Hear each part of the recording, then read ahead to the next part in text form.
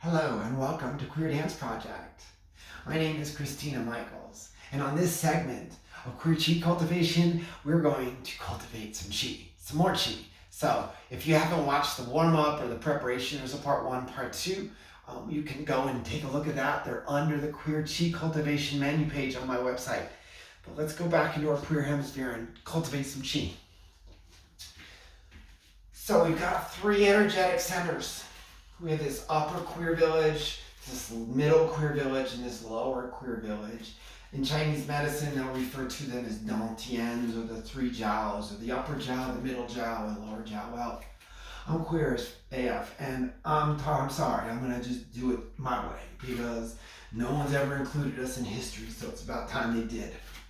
So, if you've watched the first part of that segment, it's called Queer Chi Swimming, and that's that swimming motion. Now we're actually going to take it vertical because this chi field is enormous. It's a big donut. It's moving around us constantly. It's coming down, it's moving out, but we are the center of this beautiful torus. So we're going to do our opening. Our hands are by our side, nice and easy, and just finding our breath in this position.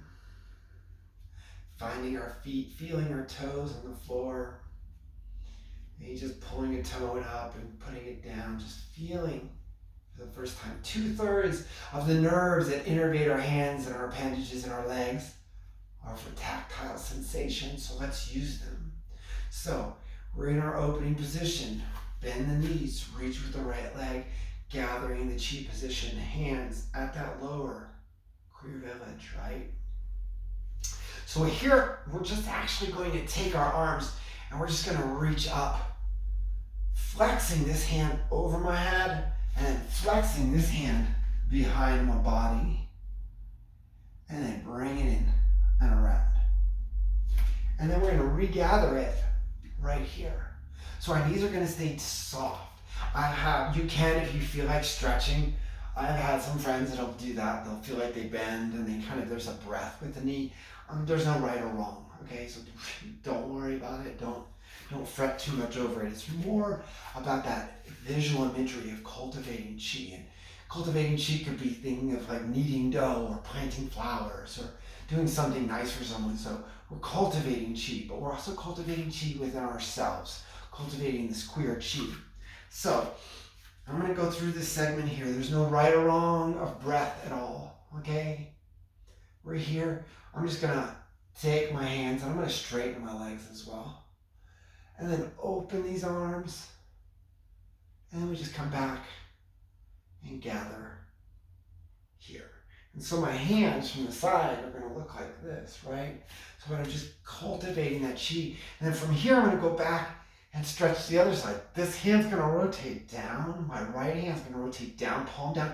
My left hand's going to palm up. And then bring it back. If you've watched the microcosmic orbit breath or the cosmic orbit breathing video, you can go and take a look at that. I like to think about the cosmic orbit breath, it coming up the back and then down the front. So that's just a nice, easy way to find that. And then into that stretch, pulling flowers and beautiful light rainbows and unicorns, stretching out, coming back through. And one more time. I like to exhale there, and this tends to be the inhale. Inhaling there, and then kind of exhaling, stretching, and then coming back. And just following this simple open, open, open. Turn your head to that arm that's lower. Turn that head to the side if you'd like. There's nothing wrong with that. It actually loosens up that cervical spine, the neck. You'll start to feel the tension in the neck go away a little bit too. And I like to do an odd number. So 5 or 3 sets or something crazy like that. And then back up. Odd numbers, really, why are we doing an odd number? Have you ever thought about that? Like, why am I suggesting an odd number?